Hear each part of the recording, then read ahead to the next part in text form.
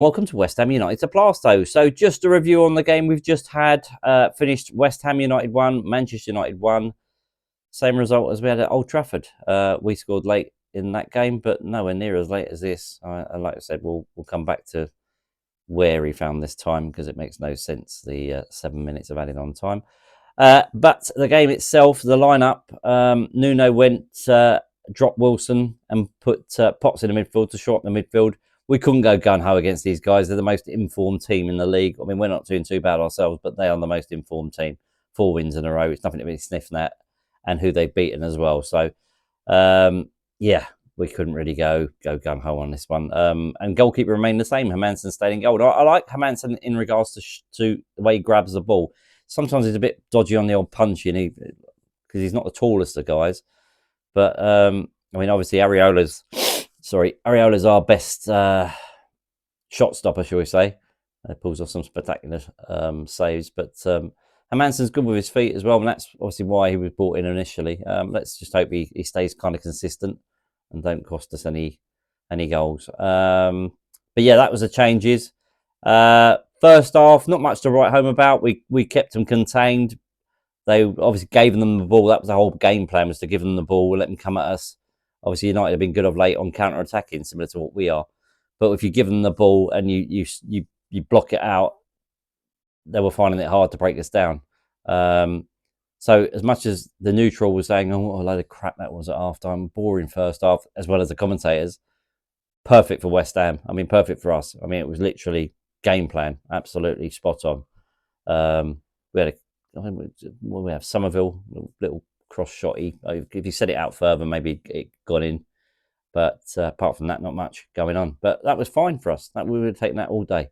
So winning at half-time 0-0, people were obviously slagging us off, saying what a boring game, blah, blah, blah. Couldn't give a shit. Results business. We just want to get out of the predicament we're in.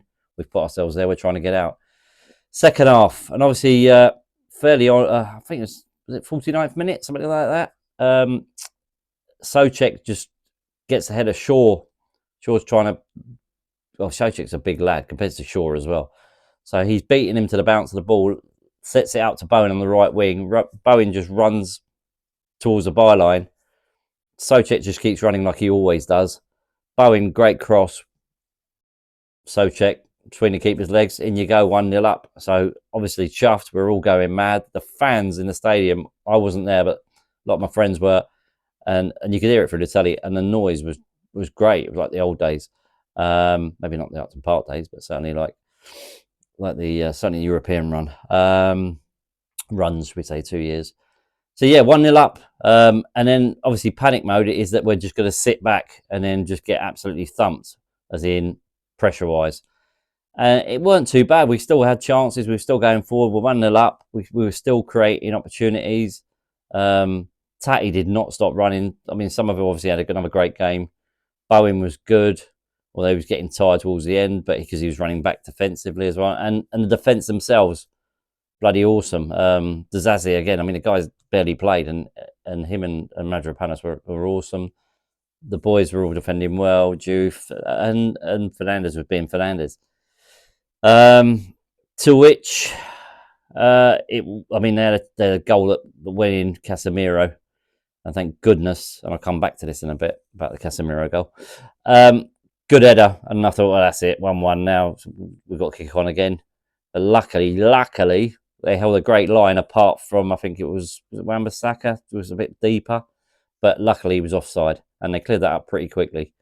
So we dodged a bullet there. And then he made his changes when the game was getting later and later, and he made his changes. And this is a bit that's pissing off a lot of West Ham fans, is the Traore thing. You see Wilson comes on. We get United are coming on to a strong. Well, they're trying to get a result, aren't they? They're trying to get not even a draw. They're trying to get a win. And Wilson I don't know where he got it from. I mean, a lot of us were dumbfounded when we saw it. The pace on Wilson. I mean, he just ran the full length of the pitch, but he was rapid. Didn't know he had that sort of pace. Magassa had come on. He looked good when he came on because obviously there was that shocking performance. I won't even say shit. I mean, they all were crap that day, but he was horrendous against Wolves. That's probably the last time he's been out, is it? Apart from maybe a couple of substitutions, maybe one. Oh, he's gone. Bit of live action. So Magassa, bear with me. So Magassa starts running into the middle. Hold on, let's sort him out. Magassa then starts a great run through the middle. Wilson's going. What made me laugh was Traore. I don't know who he's running back with, but Traore was comical. He was absolutely, I mean, he's not slow, is he? He was going absolute like the clappers. And he started way back, but he was having a sprint with, I can't think who it was. But the most important thing is Wilson's got the ball. Just square the bloody ball. Magassa knocks it in. It's 2-0. It's game over. They don't know what they fucking do after that. But no, Wilson's done the work, got him to that point, and I know he's on a goal bonus, and we all know about this, and obviously he's getting paid pay as you play. And he goes for goal, and was it a block by, I can't remember the guy's name now, the guy that's, what's his name? Centre half, come on for Man U, I can't think of his name. But a good block. He has another block in a few minutes later. Is it Euro? I think it's Euro. A great block, and it goes, but he just squares the fucking ball and it's all over. 2-0, and we are done then. I mean, we can't blow a lead with like 3-4 minutes to go. And then Traore gets a chance, and he hits Euro. Good defending again, but should he have he took too long. And this is what there's been a lot of stuff on social media regarding West Ham players, and certainly people are digging out Pablo. But like I said, I take a few Pablos over Traore at the moment. What I've seen. We look at Traore, and it's not like, no, let's dig out Kilman and let's dig out Traore, but the guy's barely been on the pitch. He did fuck all against Chelsea, apart from get our best centre half sent off because of the melee, because that wouldn't have happened. It wouldn't have happened. Full stop. He wouldn't have been sent off. That very first time he came on, he's quick, but he don't even look like a footballer. He looks like he can't control the ball with his feet. He just he looks awkward running. Looks like there's no natural ability. I know he scored a great goal against us years ago at the London Stadium for Wolves in the last couple of knock-ins, but obviously Nuno sees something in him. But this is the guy, and somebody else said this on another channel, this is the guy that got him sacked from the Nottingham Forest job. This bloke. And he looks absolute shite. Apart from pace, he looks crap and can knock a few people about. So yeah, he gets a shot off, took forever to do it, and it's blocked. He probably I think he could have probably squared that one as well. So we've had our chances because obviously United are coming on to us, and then obviously this is all going on. I think that happened inside added on time. But then where they find 7 fucking minutes, and everybody's been talking about this 7 minutes. It's second half. What happened? They had one VAR which was cleared up in about, let's call it 2 minutes. Substitutions were not 5 minutes. I might be wrong here, but where the fuck was that? Was never a 7 minutes added on time ever. No chance. We weren't wasting time. Obviously, we were trying to slow the game down. We weren't wasting time, so he never gave it the old watch bit. So where's he find 7 minutes? And obviously, I'm saying this because obviously what happened then in the 6th minute of added on time, where again Traore should be helping out Walker Peters. Was it Walker Peters? Or was it Skulls? I can't remember who's. I might be losing the plot here a bit. I mean, it's Skulls. Sorry, it's left side, wasn't it? So, yeah, he then fucking, I can't think of whipped the ball in. I think it was Mbeumo crossed the ball. And then this Seshko bloke who can't hit a fucking barn door, who then scores a blinding goal in the last game for United, obviously giving him the confidence. The only way he could possibly get this ball in the back of the net, because he's being tightly marked, he just flicks it into the top corner. I mean, I was in my front room watching it, and literally, I had the remote in my hand, and it felt. Do you know what it felt like? It felt like that goal from Gerrard. A lot of us were at the cup final in 2006, where I didn't collapse, but I was like, fuck, just absolutely deflated, like we all felt. I mean, just another minute to hang on, and it's like, here we go. It's another Brighton game. It's another Chelsea game, and this actually felt worse. Because we'd done so fucking well. I mean, we did well in those games as well, but just gut-wrenching. And I felt so sorry for the players. But Traore should have been helping out Skulls. It don't matter. I mean, it's not a dig at Kilman. Let's dig at, like I said before. But he should have been back there helping him out. No, instead he's up there fucking about with the ball. Ugh, so frustrating. So we've gone from being level with Forest and 3 unbelievably valuable points to a point, which is all right. At least we got something. If you'd started, I called it on the preview to the game. I said it would finish 1-1, and I got that right, and I'm kind of sick I did. But yeah, it's just such a fucking kick in the nuts. And then you then just switch off, and they come at us again. I think we had a chance as well, but Traore was baffing around again, trying to take the world on the left-hand side, getting somewhere near the goal. And I think United got a dangerous ball into the box. I think if that had gone another 5 minutes, we would have been done for. But they're not going to find 12 minutes. I don't know how they found 7. And then we clear our lines, and the game finishes 1-1, to which we're all poor fans, because the noise in that stadium was really good, like I said. And I felt sorry for the fans and sorry for all us as affiliated to West Ham fans.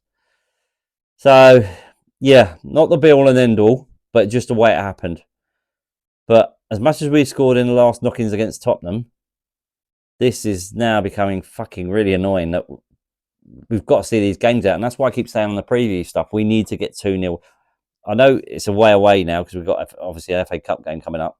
But the Bournemouth game, we've got to get 2-3-0 up. We've got to be 3-0 up. We can't see these games out of 1-0. That was great the other day. I said we just gave them the ball instead of break us down. To which the silver lining then came the following day, yesterday, was obviously Nottingham Forest were at home to Wolves.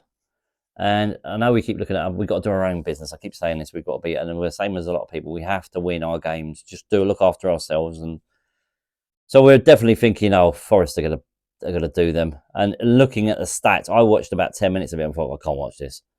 I don't think I could, obviously, especially when you pull in for Forest beat Brentford at Brentford recently. Yeah.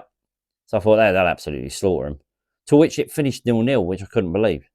But then the stats were showing that how many attempts they had on goal and all this. And it was just craziness. It was just like the Alamo, but they couldn't get the ball in the back of the net. So we are now 3 points behind Nottingham Forest instead of 5. So that's great. Because if they'd won yesterday, they obviously got ahead of us again by a bit. Just comes back to that fucking game again, doesn't it? That game against Forest at home when some of our scores make it 2-0 and it comes off the defender and it's not offside. And we end up losing a game we should have won. But for fucking VAR, it should have got intervened. And it did intervene, didn't it? But it come to the wrong conclusion. And there's other bits, obviously. I know this season they say it all evens out. But we've not been having really the rub of the green. So going back to the results business, Crystal Palace, who obviously beat Brighton, but they always seem to beat Brighton. I don't know what it is, even if they've been shit of late, and they always seem to beat Brighton because it's their local, whatever it is, because M23, whatever it is, Derby. So you're thinking, Palace will win that, and especially when that guy they just signed, who we were looking at from Wolves, he scores 2 goals, and you're looking, fuck, and he scored against us in the Carabao Cup. So you're thinking, that's it. Fucking, they won that game. But I turned it over, and because somebody said it was 2-1 at the time, so I turned it over. I thought, I'll watch about 5 minutes of this. To which I saw Burnley score. So Burnley were 2-1 down. They were actually 2-0 down.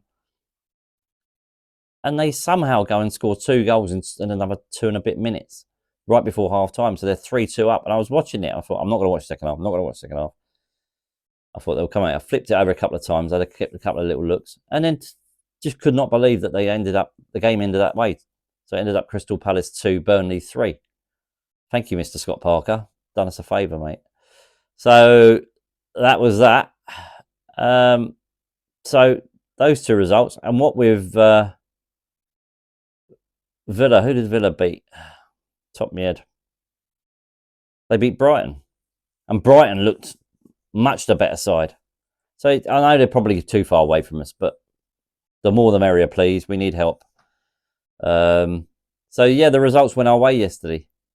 And obviously the day before, going back, so I'll jump back to Forest in a sec, but the day before, Spurs lost an out of form, well, they were out of form as well, lost to Newcastle at home. But I saw the first 20 minutes and Newcastle were kind of all over them in places.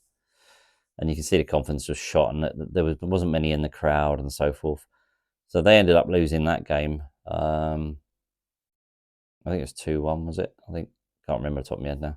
But they ended up losing that game to Newcastle, who hadn't won in quite a while. To which they sack Thomas Frank, which for us has been good that Thomas Frank has sat there the whole time, because it's got them a little bit closer to us. I think I'm not even sure what the points are between us and them. Top of my head, is it 5, 6, 6? I think.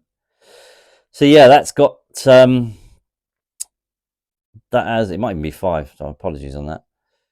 So that's got Spurs still around and about us. So it's obviously sent them into panic mode, because everyone's 2 months ago, West Ham were gone. I mean, it's no two ways about it. The way we're playing, losing at Wolves, losing at Forest. We were fucked, gone. But now we've started fighting. Now we've got a team there. So it's shown how much it's put them into panic mode, because they're doing well in Europe, obviously, in the Champions League, but their league's form has been shite for 2 years now. So they've sacked their manager. So if Mr. Frank has gone, which will only do them, if he'd have stayed there, they'd have been keep going on 3-4. I think obviously new manager coming in. I mean, their next game's against Arsenal, so it'd be interesting with a new, even if it's an interim manager, see what that looks like. To which yesterday, I'm not sure if it was this morning or last night. I think it might have been this morning. And Mr. Dyche has been sacked from Nottingham Forest. Well, that Marinakis guy don't take no prisoners, does he? So it shows you we are ruffling a few feathers here, like some of the guys have said on the YouTube channels. They've shit their brick, and both teams have gone and sacked their managers, because if it had been a month ago, no way would this have happened, because everyone was like, West Ham are gone. So we don't have to worry about that. Even if we finished 4th bottom, at least we stay in the league. Hence what Tottenham did last year. But we've shit these people up to the point that they've gone and sacked their managers. So as long as we kick on and keep doing what we're doing, but just keep going. Just full out. We're playing as a team. Just keep doing what we're doing. The Traore thing is a bit worrying. I'm hoping that he don't play him as much now. I just think, fuck it. And a couple of comments also I heard today about the guy we got from Venezuela, who scored for the under-21s and he recently, I think on his debut, and he was in the squad the other day. I prefer for him to be on the park. I prefer Guilherme to still be here. He's doing well for Sporting. I know it's the Portuguese league, but he's playing well for them. He never got a look in, did he? But he would be better than the fucking Traore. So I think Traore hasn't got much left as regards to Nuno's got to try and prove himself right with this guy. But of what I've seen, I hope he proves us all wrong. Obviously, we all do, I'm sure. But yeah, and he was very much all about himself the other day, I thought, as well. Certainly on that one where he was trying to just force the ball in. Look up and see your teammates, you greedy bastard. With Wilson, you can kind of understand it because of just that's his mindset. But he should have known better as well there. But yeah, so things went our way yesterday. Obviously, we are now got FA Cup game followed by Bournemouth at home, and now they've got a guy that's flying for them, so we've got to keep him quiet. But we've got to do our bit. We've just got to go at them. Just keep on the front foot. Hopefully, Pablo's out for a little bit, so hopefully he's back by then. Because with Tati and Pablo, it does work well. I mean, as much as it'd be great to see him score as well, that would just be fucking immense. Right. So anyway, so what was it was doom and gloom because of the way it finished against the Tuesday night game for us, because of obviously the scoring in the 6th minute of where I haven't got a clue where he's found 7 minutes, like we all haven't. But yeah, that was that. So on to the next one, FA Cup game, which I'll do a preview to. Not that I've got any prior notice or knowledge, should I say, sorry, on Burton. But yeah, I'll have a little chat about that.